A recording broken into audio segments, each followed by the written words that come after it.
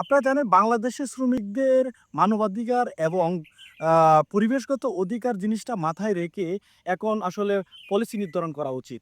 কেন নয়? HREDD এই যে মানবাধিকার যে ইস্যুটা, এটা যদি আমরা এখন মাথায় না রাখি, তাহলে অদূর ভবিষ্যতে শ্রমিকরা আরও ঝুঁকিতে যাবে। অলরেডি বাংলাদেশের শ্রমিকরা ঝুঁকিতে রয়েছে। কেন নয়? এই যে আধুনিক প্রযুক্তি আসার পরে থেকেই শ্রমিকরা বেশি পরিমাণ চাকরি চলে যাচ্ছে। বিশেষ করে নারী এবং সন্তান সম্ভবা নারী, বিশেষ করে তরুণ শ্রমিকদের চাকরি চলে যাচ্ছে।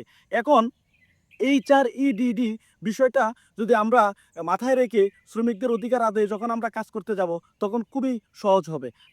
HRDDকে বাস্তবায়ন করার জন্যে ইউরোপীয় ইউনিয়ন অলরেডি CS3D তারা যে আইন করেছে, সেটা অলরেডি তারা অ্যাডাপ্ট করে ফেলছে। তো আমরা আশাবাদী, আমরা যারা শ্রমিকদের নিয়ে কাজ করি, শ্রমিকের অধিকার নিয়ে কাজ করি, শ্রমিকের মানবাধিকার নিয়ে যারা কাজ করি, শ্রমিকের হেলথ অ্যান্ড ইস্যুস নিয়ে যারা কাজ করি, আমাদের বাংলাদেশে এখন এই প্রেক্ষাপটে উচিত যে অতি সত্বর বাংলাদেশ শ্রম আইনে এই CS3Dর মতো একটা ল যুক্ত করা উচিত। হ্যাঁ, সেটা অতি সত্বর আমি মনে করি সরকার, মালিক এবং তারা ব্র্যান্ড বায়াররা মিলে অতি সত্বর এই লকে কার্যকর করা উচিত। এবং এই ল কার্যকর করলে শ্রমিক তার মানবাধিকার এবং তার পরিবেশগত অধিকার তার নিশ্চিত হবে। এবং তখনই শ্রমিক শক্তিশালী হলে দেশের আয়োন্নতি বাড়বে।